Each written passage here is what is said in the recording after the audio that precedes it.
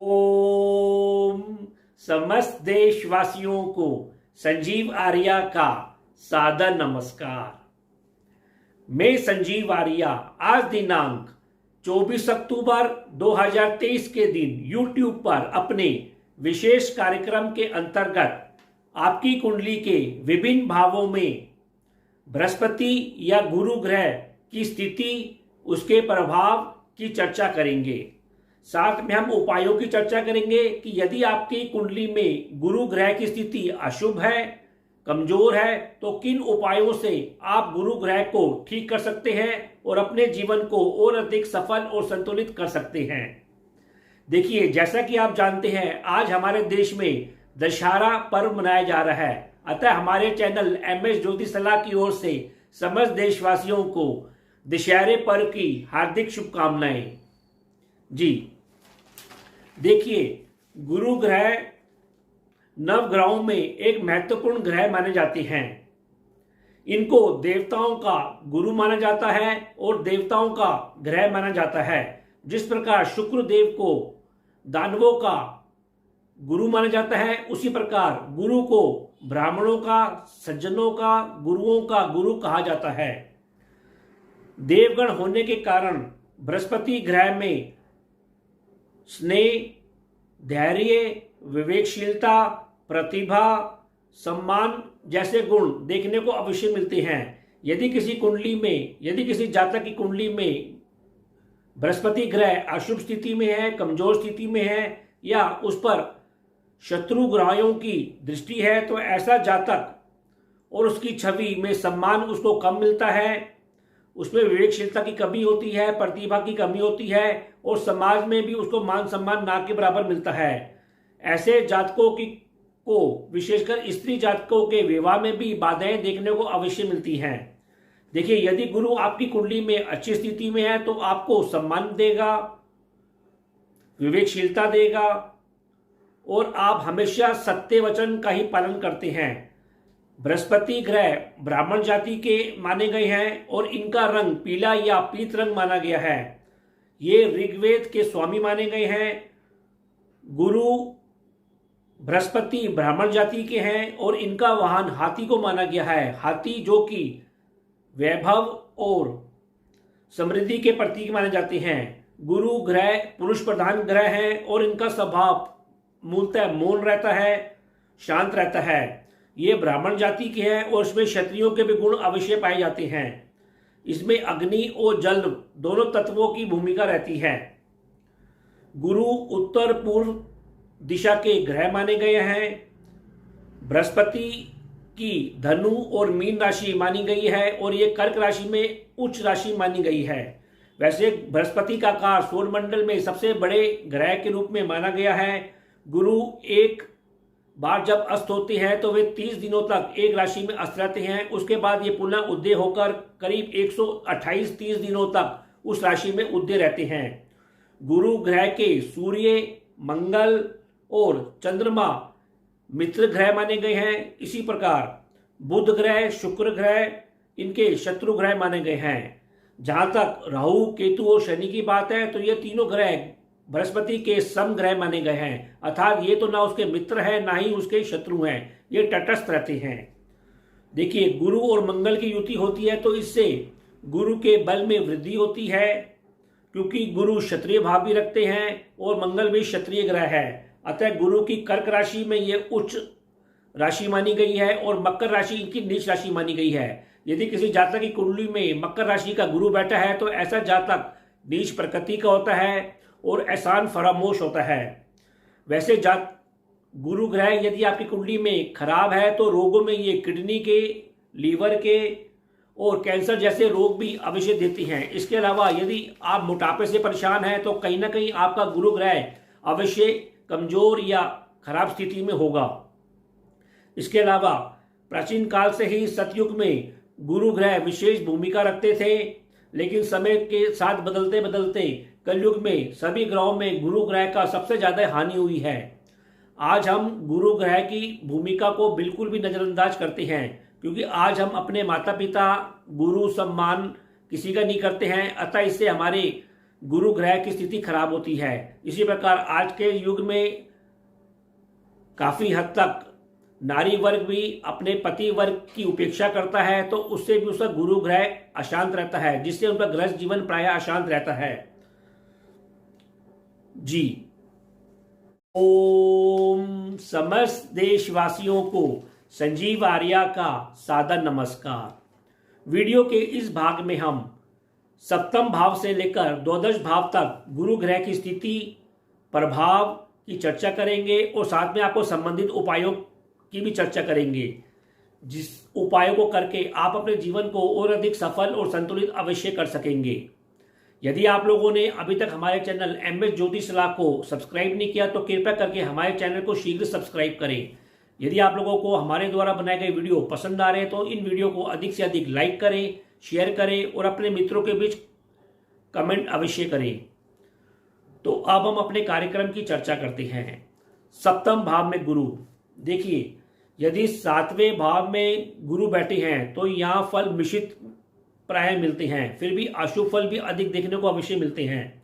कारण यह है कि दाम्पत्य जीवन आपके भोग और विलास से संबंधित है, जो कि शुक्र का भाव माना जाता है और गुरु ग्रह सात्विक ग्रह है, अतः यहाँ पर संसारिक सुख में कमी अवश्य देखने को मिलती है। वैसे स्त्रियों की कुंडली में सप्तम भाव में यदि गुरु बैठा हुआ है तो उनको सुख प्राय अधिक मिलता है। देखिए यदि गुरु यहाँ अकेला बैठा है तो पत्नी के स्वास्थ्य को हानि अवश्य देता है। जल राशि का या कन्या राशि का गुरु है तो संसारिक सुख में कमी अवश्य देखने को मिलती है। जीवन साथी कभी कभी उससे अलगाव करता है, उसको छोड़ के चले जाता है और कभी कभी के तलाक की भी नौबत अवश्य आ जाती है। कभी कभी ऐसा भी देखा जाता है कि गुरु यहाँ पर यदि अशुभ स्थिति में है तो जातक के 2 विवाह भी अवश्य होते हैं। पुरुष राशि में यदि यहाँ गुरु बैठा हुआ है तो जातक की पत्नी केवल उसकी दासी समान होती है और जातक अपनी पत्नी को भोग की वस्तु ही अधिक समझता है। शुभ प्रभाव में यदि यहाँ गुरु बैठा हुआ है तो जातक का दाम्पत्य जीवन सुखी होता है, सफल होता है, पति पत्नी में आपस में विश्वास बना रहता है और जातक की पत्नी भी धार्मिक प्रवृत्ति की होती है और दोनों मिलकर धार्मिक कार्यों में अधिक लीन रहते हैं। यहाँ जातक न्यायाधीश जैसे कार्य करते हुए और शिक्षा संबंधी कार्य करते हुए अधिक दिखाई देते हैं। अष्टम भाव में गुरु, देखिए अष्टम भाव काफ़ी रहस्यमयी भाव होता है, फिर भी इससे हम वसीयत संबंधी, अनुसंधान संबंधी, हमारी उम्र क्या है, हमारा मृत्यु किस दशा में होगी, ऐसे क्षेत्रों का वर्णन करते हैं। देखिए यदि यहाँ गुरु अच्छी स्थिति में होता है तो जातक की उम्र को लंबी करता है और उसे वसीयत से भी लाभ होता है। इसके अलावा उसका बुढ़ापा हमेशा सुखमय रहता है। जातक यहाँ पर शीलवान होता है, सुखी होता है, मधुर होता है और धैर्यवान होता है। जातक को आध्यात्मिक क्षेत्र में चिंतन करने और नए नए दृष्टिकोण देने पर रुचि होती है। विवाह के बाद जातक का भाग्योदय होता है और उसको अपने ससुराल से भी अवश्य लाभ प्राप्त होता है। वसीयत से भी उसको विभिन्न संबंधों से लाभ मिलता हुआ अवश्य दिखाई देता है। जातक धन का व्यय भी अच्छे कार्यों के लिए करता है, अपने परिवार के ऊपर करता है। यदि अशुभ स्थिति में या गुरु बैठा हुआ तो जातक मोटापे और कफ से पीड़ित होता है, जातक की प्रवृत्ति कायर होती है और जातक निष्ठावान नहीं होता। यहाँ गुरु जातक के वंश को समाप्त करने वाला भी होता है और जातक का जीवन इससे नरक समान बन जाता है। पिता और पुत्र कभी एक साथ नहीं रह पाते हैं, उनमें विभिन्नता, मतभेदता हमेशा बनी रहती है। नवम भाव में गुरु, देखिए नवम भाव हमारे भाग्य, धर्म, यात्राओं, उच्च शिक्षा संबंधित होता है और गुरु ग्रह भी इस भाव से संबंधित प्राकृतिक गुण रखता है। अतः गुरु यदि नवम भाव में बैठा हो, शुभ प्रभाव में बैठा हो तो काफ़ी अच्छा फल देखने को मिलता है। जातक धार्मिक क्रिया करते हुए, कर्म करते हुए दिखाई देता है, धार्मिक यात्राएं करता है, उसे भाग्य से, पिता से और ईश्वर से हमेशा सहयोग और मदद मिलती रहती है। जातक उच्च शिक्षा प्राप्त करता है और उस शिक्षा के ऊपर ही कार्य करता है। जातक उच्च विचारों का होता है, शांत प्रवृत्ति का होता है, मृत्यु संबंधित ज्ञान भी उसको अवश्य प्राप्त होता है। यदि यहाँ पर जातक गुरु अशुभ स्थिति में है तो जातक धर्महीन होता है, भाग्य की उसे हानि होती है और पिता से भी उसको सहयोग नहीं प्राप्त होता है। संतान पक्ष से भी उसका मतभेद बना रहता है और वह उच्च शिक्षा भी प्राप्त नहीं कर पाता है। दशम भाव में गुरु, देखिए 10वां भाव हमारे व्यापार, कर्म, व्यवसाय से संबंधित होता है। यदि यहाँ पे गुरु बैठा होता तो जातक सात्विक तरीके से, शुभ तरीके से अपना कर्म करता है, सम्मान प्राप्त करता है और धन प्राप्त करता है। समाज में उसको मान सम्मान अवश्य प्राप्त होता है। अधिकतर जातक यहाँ पर न्यायाधीश जैसे कार्य करता है, फाइनेंस के कार्य करता है, ज्योतिषी के कार्य करता है, शिक्षा संबंधित कार्य अवश्य करता है। जातक को यहाँ खूब मान सम्मान मिलता है। जातक धैर्यवान और विवेकशीलता से कार्य करता है। फिर भी यदि यहाँ गुरु अशुभ स्थिति में है तो जातक के कार्यों में बाधा आती है, उसे मान सम्मान नहीं मिलता है, उसका भाग्य उच्च और नीच में खेलता रहता है। इसके अलावा यहाँ जातक कुछ कायर कर्म करता हुआ आलसी प्रवृत्ति का भी अवश्य होता है। एकादश भाव में गुरु, देखिए एकादश भाव हमारे इच्छाओं को पूर्ण करने वाला भाव है, हमारे बड़े भाई बहनों का भाव है, सामाजिक संबंधों का और हमारे आय को दर्शाता है। अतः गुरु यहाँ अधिक बैठता है तो प्राय अच्छा फल ही देता है, क्योंकि इस भाव में जो भी ग्रह बैठता है प्राय अच्छा ही फल देते हैं। शुभ ग्रह बैठते हैं तो हमको शुभ लाभ की प्राप्ति होती है, सामाजिक संबंधों से हमें खूब मान सम्मान मिलता है। इसके अलावा बड़े भाई बहनों से भी हमको लाभ सम्मान अवश्य मिलता है। धार्मिक यात्रा करने वाला होता है, विवेकशील और बुद्धि का होता है, क्योंकि यहाँ से दृष्टि उसके पंचम भाव में पड़ती है तो जातक विवेकशील होता है, उसकी संतान अच्छा कार्य करती है, उसका मान सम्मान बढ़ाती है। फिर भी यदि यहाँ पर अशुभ स्थिति में गुरु है तो जातक की संतान कम होती है, कभी कभी संतान नहीं भी होती है और संतान की चिंता उसे बनी रहती है। इसके अलावा ऐसा जातक कुछ कायर प्रवृत्ति का भी होता है और संतान पक्ष से उसको मतभेद हमेशा बना रहता है।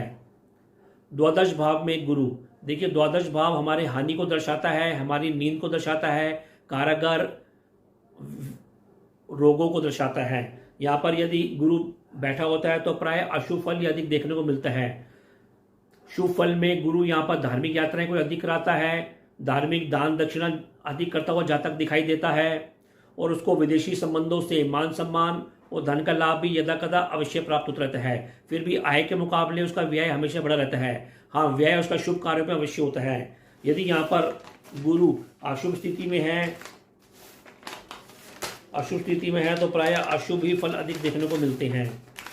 फिर भी ऐसा जातक कुछ जल्दी कार्य करने वाला होता है, जल्दी दूसरों में विश्वास कर लेता है, खुद आलसी होता है, कुछ विवेक शून्य होता है। जीवन के अंतिम दौर में ऐसा जातक धनहीन हो जाता है और वह किसी समाज जैसी संस्था के ऊपर आश्रित रहता है और उसका जीवन भिखारी जैसा अवश्य बन जाता है।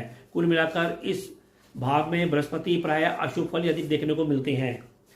अब हम आपको ये बताते हैं कि यदि आपकी कुंडली में बृहस्पति अशुभ स्थिति में तो उसके लक्षण क्या होते हैं। देखिए, यदि आपको अपयश मिल रहे हैं, आपके मान सम्मान में कमी आ रही है लगातार, तो समझिए कि आपकी कुंडली में बृहस्पति अशुभ स्थिति में है। इसके अलावा यदि आपके पास सोना है जो चोरी हो जाता है, गुम हो जाता है, तो समझिए आपकी बृहस्पति ग्रह अशुभ स्थिति में है। यदि आपके सर पर चोटी वाले स्थान पर बाल झड़ रहे हैं, उड़ रहे हैं, तो समझिए गुरु आपकी कुंडली में अशुभ स्थिति में है। इसके अलावा यदि आपकी चलती हुई शिक्षा में बाधा आ रही है, शिक्षा रुक रही है, शिक्षा से लाभ नहीं हो रहा है, तो समझिए गुरु आपकी अशुभ स्थिति में है। यदि महिला की कुंडली में महिला का विवाह नहीं हो पा रहा है, विवाह में अड़चनें आ रही है, दाम्पत्य सुख में कमी आ रही है, तो समझिए आपकी कुंडली में गुरु ग्रह अशुभ स्थिति में है। इसके अलावा यदि आप मोटापे से पीड़ित हैं, आपको लीवर, किडनी और कैंसर जैसे रोग हैं, तो समझिए गुरु ग्रह आपकी कुंडली में अशुभ स्थिति में है। अब हम आपको यह बताते हैं कि यदि गुरु आपकी कुंडली में अशुभ स्थिति में है तो उसको कैसे शुभ किया जाए, उसके अशुभ प्रभावों कैसे कम किया जाए। देखिए, आपको प्रतिदिन गायत्री मंत्र का अधिक से अधिक जाप करना चाहिए। हफ्ते में गुरुवार के दिन गुरुवार का व्रत रखना चाहिए। सुनेला या पुखराज रतन धारण करना चाहिए। आप अपनी निजी कुंडली दिखाकर इस उपाय को कर सकते हैं। पीली वस्तुओं का सेवन करना चाहिए या पीली वस्तुओं से संबंधित दान करना चाहिए। ये उपाय आप अपनी निजी कुंडली दिखा के कर सकते हैं। साधु संतों का, गुरुजनों का, अपने वरिष्ठ जनों का हमेशा सम्मान करना चाहिए, उनकी सेवा करनी चाहिए। इसके अलावा गुरु के मंत्र ओम ब्रह्म बृहस्पति नमः का जाप करना चाहिए। माथे पर आपको केसर, हल्दी और चंदन का टीका अवश्य लगाना चाहिए। तो हम आशा करते हैं कि हमने जो आपको बताए हैं, आप लोग उन उपायों को कर कर अपने जीवन को और अधिक सफल और संतुलित अवश्य करेंगे। तो अब मैं अपनी वाणी को विराम देना चाहूँगा और आप लोगों से आज्ञा लेना चाहूँगा। जी, ओ